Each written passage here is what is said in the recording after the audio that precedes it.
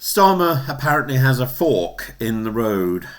Growth as antidote, reform as foil, and the NHS as stage.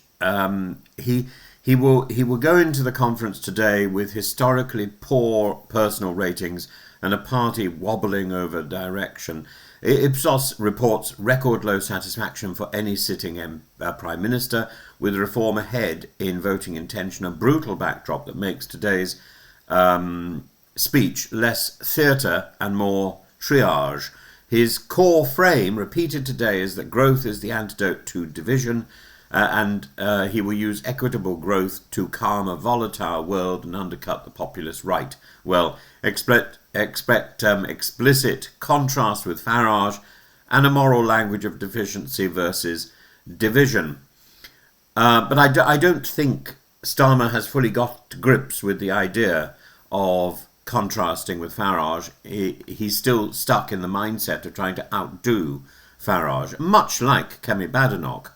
Starmer will badge a 2027 online hospital inside the NHS app, claiming up to 8.5 million extra appointments in the first 3 years by routing appropriate cases to virtual clinics and speeding referrals for scans and tests. This is meant to be the tangible proof that Labour's growth technology story has bite in daily life, where Streeting has been pre-selling the number and the pitch, tech as liberator of clinical time, with AI note-taking and streamlined back office, and insisting it adds capacity rather than shutting doors to face-to-face care.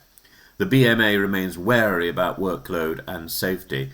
The test is not the app, but how people manage the process of going through the system and the workforce. A virtual front door without staff behind it creates digital queues rather than shorter queues. And so I think looking to the NHS as a rescue to all the threat of Farage is not the solution. And if that is Keir Starmer's main pitch, then he's going to lose. His speech apparently is going to reprise a sort of 1945 style renewal narrative, but is going to be translated into today's lexicon: growth that reaches who and where, not just how much. Hence his claim that growth is social glue, not only a macro target. He will argue that rising living standards are the most credible way to face down external shocks and the politics of grievance. That is also a message to anxious Labour MPs. Hold your nerve, sell growth as social peace. Reeves has prepared the audience for harder choices in November, with an expected OBR productivity markdown and talk of a £30 billion gap. She's signalled gambling tax rises and refused to box herself in on other levers, while her chief secretary pointedly didn't rule out breaking the manifesto tax locks. Markets and businesses are listening, and everyone is expecting a VAT rise. This jars with the growth as unity story. If household taxes move, the political cost could be severe. If they do not, spending cuts will collide with service pressures. Today's rhetoric must begin reconciling that circle. And expect coded pushbacks at the party's restless left. Reeves warned against confronting. Reeves has warned against challenging the fantasies about borrowing and bond markets. It's an explicit answer to Andy Burnham's recent sallies. So while promising supply-side reform via planning skills and investment rules, she is not setting the agenda. She is responding. And Starmer's message will be unity for power, not purity for applause. Starmer is also responding. Neither of these two, neither Reeves nor Starmer, are actually taking the initiative. On immigration, Shabana Mahmood flagged measures that some members will not like to re-establish border control. That's part of Starmer's hard-edged decency frame. Law, order and control sitting alongside NHS modernisation. Starmer will sharpen the contrast with reform. His decency is steady growth in institutions. He casts Farage as division and grievance. Strategists believe the Macron-style binary can claw back centre, left and Liberal voters, even if it hardens Reform's core. With Starmer now the butt of least popular Prime Minister headlines, he needs a fight that he can define. The risk here is over-personalising Farage. That keeps Reform central. The opportunity, tying Reform to threats to the NHS and scientific seriousness. That's a streeting line. It may resonate where immigration arguments polarise. So keeping the focus on immigration is keeping the focus on what Reform thinks cannot be delivered. Keeping the focus on the NHS, well, that may be something that could be delivered, and that's a clever switch.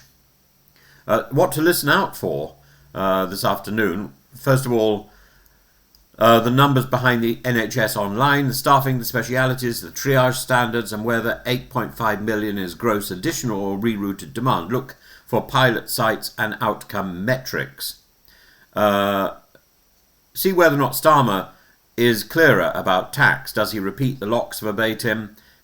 Does he hedge or redefine working people? The Labour Party seems terribly concerned about trying to define what a working person is. It's not so different from trying to define what a woman is. Any explicit confirmation that gambling duty rises are coming would be interesting, and whether that is framed as funding or a visible cause, that also would be interesting to see the polemic behind that move. Any signal to banks, to businesses, reassurance to businesses, energy, life sciences and pensions, confirmation there won't be any surprise raids, and a timetable for planning and investment reforms that mobilise domestic capital again would be positive. As for border control, detailed steps beyond rhetoric on small boats and returns and any legal constraints that he's willing to revisit. Members were warned to expect unreasonable or uncomfortable measures. Listen for them. And does, in terms of tone, will the Prime Minister sound like a Prime Minister with a plan or a party leader trying to stabilise his base? The public signal today must be practical, not poetic. We should judge today by whether Starmer converts a moral contrast into measurable capacity. More scans done, faster triage, fewer bottlenecks, and whether his growth pitch finally comes with the fiscal nouns and verbs that markets and voters understand. The crunch to this speech today will be whether or not it is further dominated, whether or not it is again a reply to Farage, or whether it is dictating the terms. My fear is it will be the former. I would be greatly impressed if it is the latter.